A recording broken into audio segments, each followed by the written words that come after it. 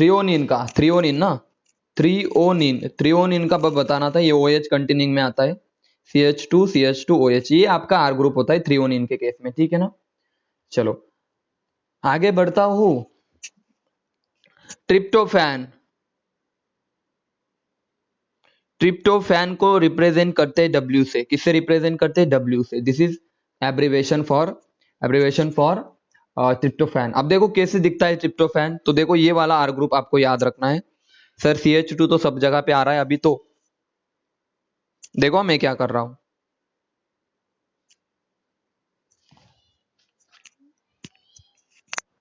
देखना अच्छे से।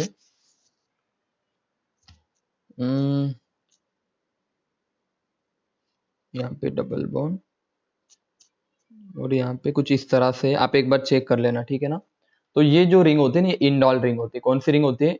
इंडॉल रिंग। तो आपको क्वेश्चन आएगा, ये वाला जो एक्चुअली इंडॉल इस तरह से होता है, ठीक है ना। इधर नाइट्रोजन होता है और साइड में 6 मेंबर की रिंग होती है, बेंजीन रिंग, और इधर नाइट्रोजन की रिंग होती है, ठीक है ना। तो याद रखना, आपको क्वेश्चन आ सकता है कि जो इंडॉल है, यहाँ पे आई थिंक ये 5 मेंबर की रिंग है। मैं इसको एक बार आप चेक कर लेना, 5 मेंबर की होनी चाहिए। सुनो, ऐसे होगी, ठीक है ना। ये एक बार आप चेक कर लेना। नहीं, हाँ ठीक है, 5 मेंबर की एक बार चेक कर लेना। ये जो रिंग होती है ना आपकी, इंडॉल रिंग होती है। मतलब एक बार आप खुद से एक बार चेक कर लेना, 5 मेंबर या 6 मेंबर है। मेरे पास नोट्स फिलहाल तो नहीं, इसलिए मैं आपको एग्जैक्ट नहीं बता सकता। आप एक बार चेक कर लेना, ठीक है ना। यहाँ पे 5 मेंबर या 6 मेंबर है, चेक कर लेना। हाँ, क्वेश्चन आएगा ट्रिप्टोफैन के अंदर कौन सी रिंग होती है, तो आपका आंसर आना चाहिए इंडॉल रिंग होती है।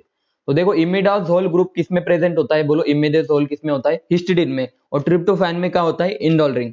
सबको समझ में आया अभी? तो देखो आपको कोई भी डिफिकल्ट क्वेश्चन यहाँ से कुछ भी आ ही नहीं सकता। आपके सामने स्ट्रक्चर है, कुछ भी क्वेश्चन अगर आ गया तो आप होशियार हो, आपको समझ जाएगा कि क्वेश्चन क्या पूछ रहा है एग्जामिनर। और हाँ, आपके एनसीईआरटी में ये वाली चीज गिवन है, जिनको स्टार है ऐसे गिवन है। जो स्टार है वो इसेंशियल है, वो इसेंशियल है, जो कि हमारी बॉडी, क्या इसेंशियल मतलब हमारी बॉडी को खुद ब खुद बनाते हैं, ऐसा ही ना। और कुछ है non essential, sorry non essential, हाँ नॉन इसेंशियल। इसेंशियल जो कि बॉडी को रिक्वायर होते हैं। तो यहाँ पे देखो, कुछ इसेंशियल अमाइनो एसिड होते हैं और कुछ नॉन इसेंशियल। तो आपके बुक में स्टार गिवन है, देखो आपके बुक्स में ऐसा स्टार गिवन है और पूछा है कि ये अमाइनो एसिड कैसे होते हैं आपके? इसेंशियल अमाइनो एसिड होते हैं। तो आप देख लेना, 7-8 अमाइनो एसिड है। आप उनको याद रखने के लिए कोई ट्रिक बना दो। समझ में आया सबको? मैंने अमाइनो एसिड के बारे में कितनी बातें बताई, जल्दी बताओ। क्या सबको समझ में आया मैंने क्या बताया? बस आपको एक बार स्ट्रक्चर को अच्छे से प्रैक्टिस कर लेने हैं। उसके बाद मैंने बताया कौन कायरल है, बेसिक यूनिट सेरीन है। याद रखना, serine is the basic unit of amino acid. Chiral कौन है? सब ग्लाइसिन छोड़ के बाकी सब कायरल है। उसके बाद एक आखिरी बचता है प्रोलीन। प्रोलीन जो कि अमाइनो एसिड तो नहीं है, एक इम्यूनो एसिड है। यहाँ पे लिख देता हूं, it is immuno acid, immuno acid. अब सर वो कैसे? देखो इसका स्ट्रक्चर देखो, स्ट्रक्चर देखो किस तरह साइक्लिक है। ओके, साइक्लिक है। ये क्या कर दिया मैंने, NH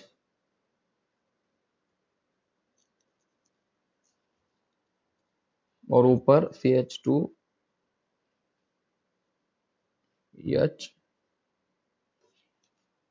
COOH। ये इस तरह से होता है आपका, क्या होता है बोलो? इस तरह से होता है प्रोलीन। ये आपका प्रोलीन है, ठीक है बच्चों। तो प्रोलीन का स्ट्रक्चर आपसे पूछा जा सकता है। ये देखो, क्या वो कॉल क्यों कर रहे हैं भाई? प्रोलीन का स्ट्रक्चर आपसे, ये इम्यूनो एसिड होता है जो कि एक साइक्लिक होता है, ठीक है। तो आपको क्वेश्चन आएगा इसमें से साइक्लिक अमाइनो एसिड कौन है? साइक्लिक अमाइनो एसिड कौन है? तो याद रखना, प्रोलीन एक cyclic amino acid. Actually it is a imino acid, it is a imino acid, it is not a amino acid. बोलो सबको।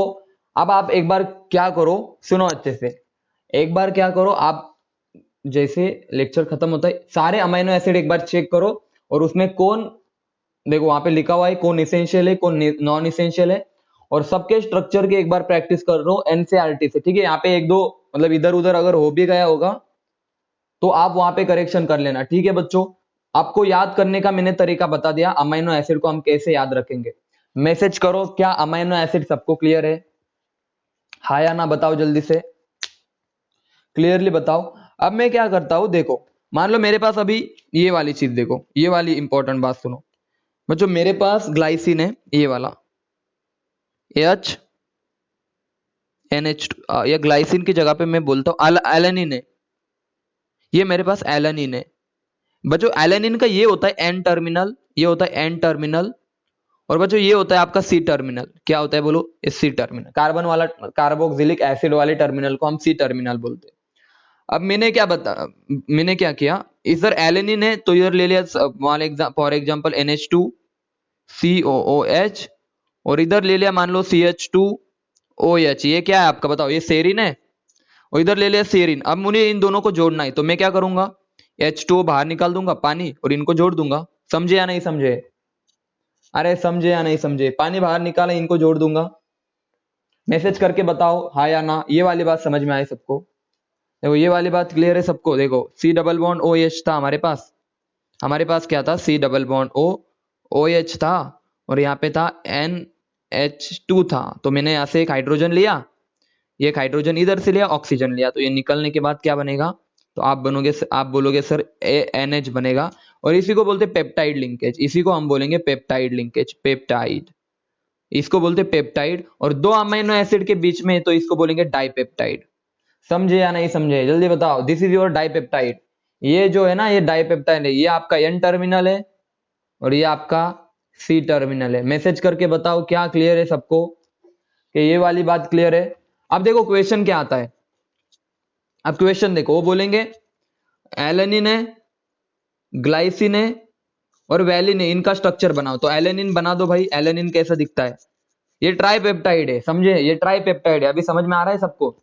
हाँ, इस लिंकेज को मैं पेप्टाइड लिंकेज बोल सकता हूं, या फिर इसको डाइपेप्टाइड, क्योंकि दो के बीच में है ना। लेकिन हाँ, इसको ओवरऑल में क्या बोल सकता हूं? Overall it is a tripeptide. Overall में इसको ट्राइपेप्टाइड भी बोल सकता हूं। हालांकि क्वेश्चन क्या आते देखो, देखो ये जो पेप्टाइड बॉन्ड है ना आपका, पेप्टाइड बॉन्ड, इसको मैं डाइपेप्टाइड बॉन्ड भी बोल सकता हूँ, डाइपेप्टाइड भी बोल सकता हूँ, और पेप्टाइड भी बोल सकता हूँ। तो उसमें कोई डरने की जरूरत नहीं है, ठीक है ना। अब देखो, वो बोलेंगे इसका स्ट्रक्चर निकालो, या पूछेंगे which of the following is the structure of this, इसमें से कौन सा स्ट्रक्चर करेक्ट है। तो देखो एलेनिन बोलो यार, हाइड्रोजन, मिथाइल, उसके बाद इधर आएगा sir C double bond O, और इधर NH आएगा। फिर से सर ग्लाइसिन है सर, EH आ जाएगा, इधर CH3 आ जाएगा सर, उसके बाद वापस से C डबल बॉन्ड O आ जाएगा सर, उसके बाद वापस से NH आ जाएगा सर वैलिन का, उसके बाद हाइड्रोजन CH2 CH CH3 और देखना अच्छे से, और फाइनली आ जाएगा C डबल बॉन्ड OH, और इधर आ जाएगा NH2। समझे या नहीं समझे? जल्दी बताओ। This is peptide linkage, this is peptide linkage. Message करो क्लियर है सबको? अरे ग्लाइसिन की जगह पे क्या है? हाइड्रोजन है ना इधर। हाँ, ग्लाइसिन का इधर हाइड्रोजन है, इधर हाइड्रोजन है। ये आपका एलेनिन है, ये ग्लाइसिन है। हाँ, डाइसल्फाइड लिंकेज बता दूंगा, आ जाएंगे वो डाइसल्फाइड लिंकेज भी आ जाएंगे, डोंट वरी, ठीक है ना, वो भी पढ़ा दूंगा।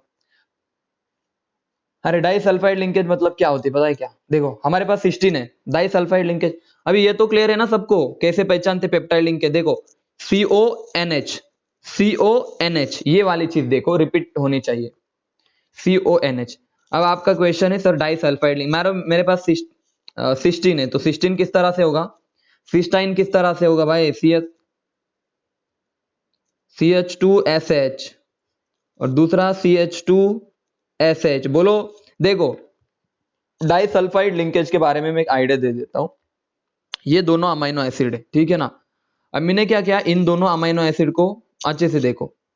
मान लो मेरे पास कोई प्रोटीन है, और एक प्रोटीन के ऊपर, इस वाले प्रोटीन में, ये देखो प्रोटीन पढ़ाऊंगा मैं। Protein is a long chain of amino acid, मतलब प्रोटीन बनता है बहुत सारे amino acid, alanine, glycine, valine, serine, इन सब से बढ़ता है। मान लो ये वाला प्रोटीन है, ये दूसरा प्रोटीन है, और इसमें भी देखो सिस्टीन है। मान लो ये दो प्रोटीन मैंने बनाए, दो, सिस्टीन, ग्लाइसिन, एलेनिन, ट्रिप्टोफैन, ठीक है ना। ऐसे ही मैंने प्रोटीन के दो लाइन बनाई।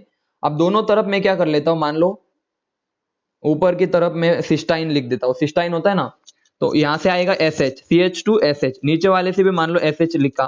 तो अगर मैं यहां से हाइड्रोजन हटा दूं, इन दोनों को अगर मैं जोड़ने की कोशिश करूं, तो ये आपकी डाइसल्फाइड लिंकेज बन जाएंगी। इनको हम पढ़ेंगे अच्छे से। डाई सल्फाइड लिंकेज भी हम अच्छे से पढ़ेंगे, ठीक है ना, क्या होती है, किसमें प्रेजेंट होती है, ठीक है बच्चों। तो क्या आप सभी को अमीनो एसिड और पेप्टाइड्स के बारे में यहाँ तक की नॉलेज